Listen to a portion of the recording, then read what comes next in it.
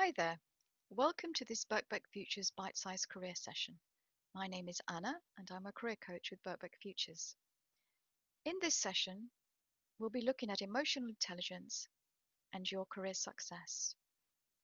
Emotional intelligence is often abbreviated and referred to as EQ and sometimes EI. I'll be referring to it in this session as EQ. So some of the key takeaways from today's session is we're going to be exploring what emotional intelligence is, why it's important that you care about it in terms of your career, and how you can develop and enhance yours.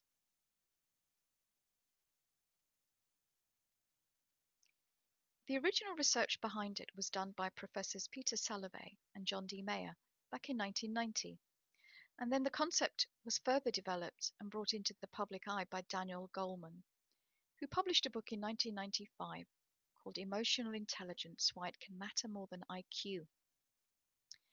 Emotional intelligence, or EQ, is the ability to understand and manage your own emotions and those of the people around you.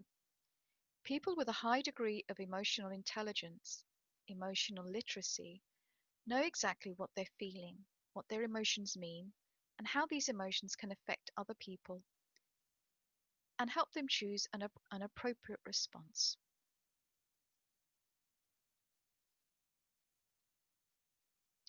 You can see from this slide and these stats that EQ has a huge impact on your job success and is a key leadership indicator which employers actively look for in candidates. If you look at the third paragraph, 75% of careers are derailed for reasons related to emotional competencies, including inability to handle interpersonal problems, unsatisfactory team leadership during times of difficulty or conflict, or inability to adapt to change or build trust. The prevailing perception in the past was that emotions get in the way of our intelligence. But what neuroscience shows us today is that emotions are actually the key to intelligence. They help us to focus, telling us what we should be paying attention to, informing us of what matters, helping us set priorities so we can be more effective in the actions and decisions that we make. All our emotions are adaptive and useful, providing important information about what's going on around us. So how do I know if mine needs some TLC? EQ sounds like a really intangible thing. How do you go about working out what your EQ is and whether you need to work on it? Well, one thing you can do is think back over your recent experiences in terms of work relationships, leadership abilities, stress management, job performance, and job satisfaction. What do these experiences tell you when you reflect on them? If you've been job hunting or are currently job hunting, think about your interview success. On paper, you were a great fit, but you didn't get called back. Why does your job success not align with your abilities and qualifications? You could do a 360 review with people you know and trust to get some candid feedback. Always try and get feedback from interviews.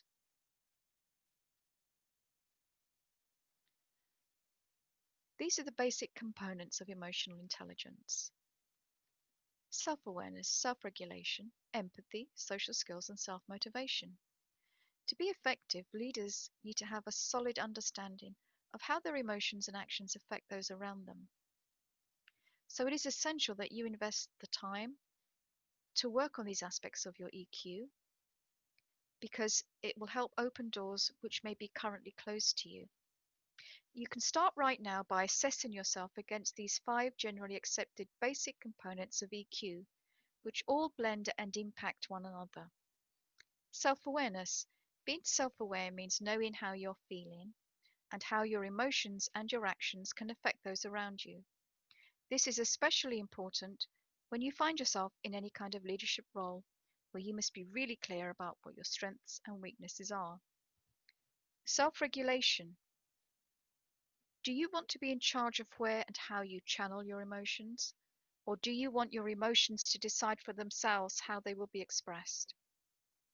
Everyone has encountered people in their professional lives with poor EQ who've maybe verbally attacked others or made rushed or emotional decisions. Self-regulation is all about staying in control, adapting to change, and being accountable.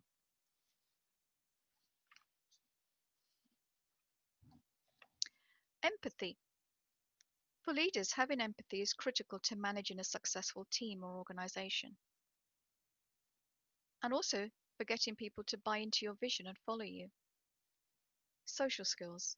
Great leaders are always great communicators. Self-motivation. Intrinsic motivation involves doing something because it's personally rewarding rather than for any external reward.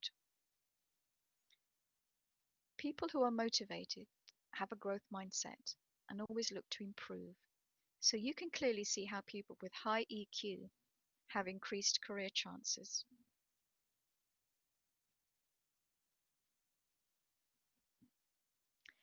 How does EQ fit into the recruitment context? Well, when employers are assessing candidates, there's always a subtext.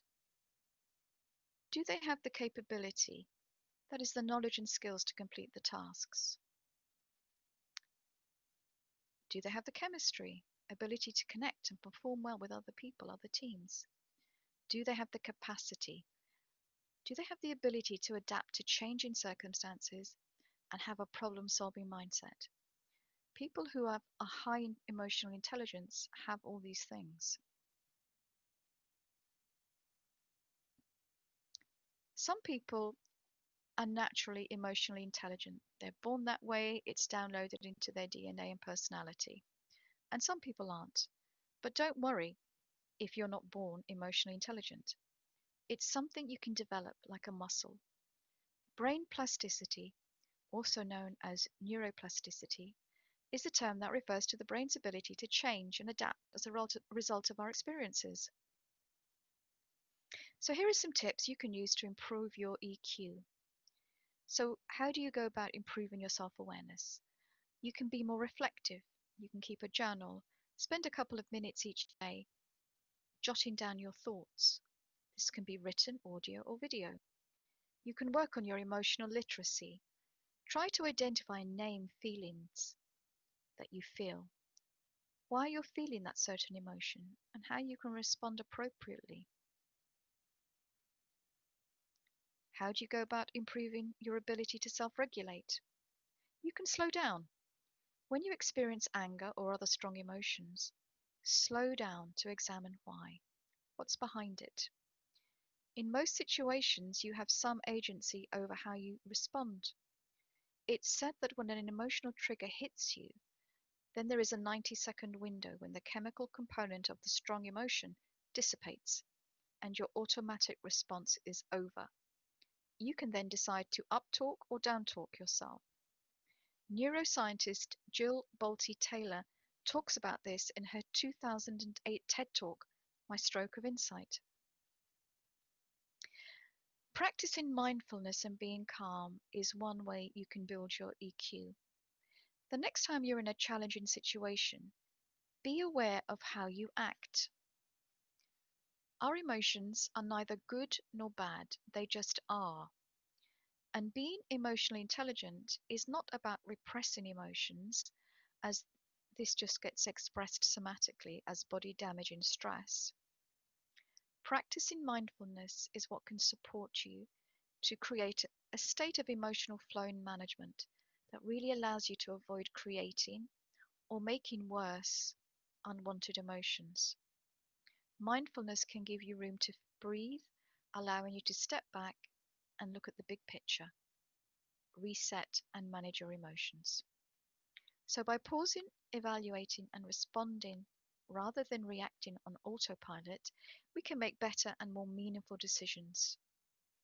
So, look at your emotions as a strategic resource that you can assess, harness, and transform, and gain energy from, rather than feel that you're being driven by external forces.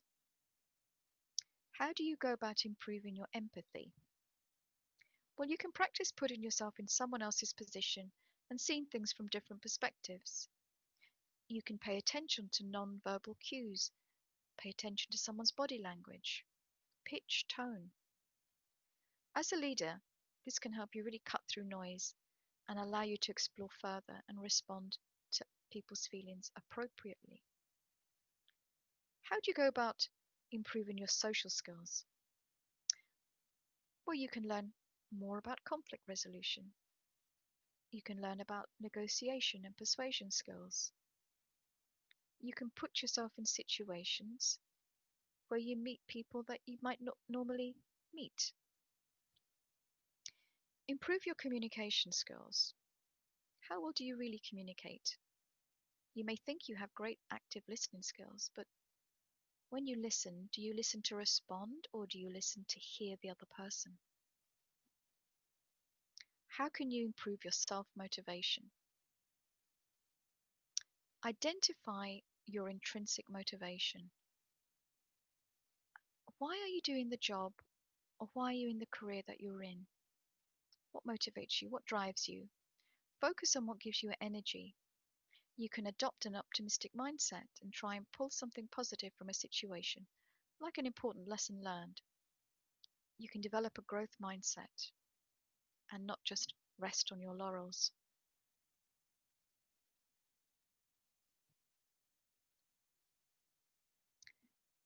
So, pulling it all together, let's get intelligent about our feelings.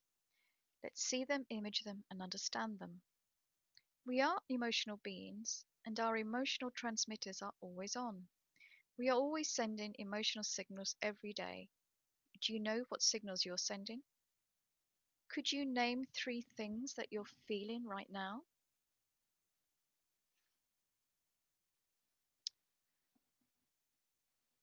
Where do you want your emotions to take you?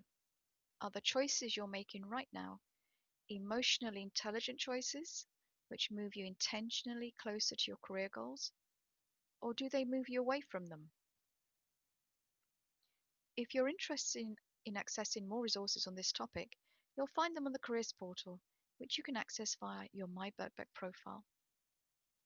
And we also run live workshops on this topic too.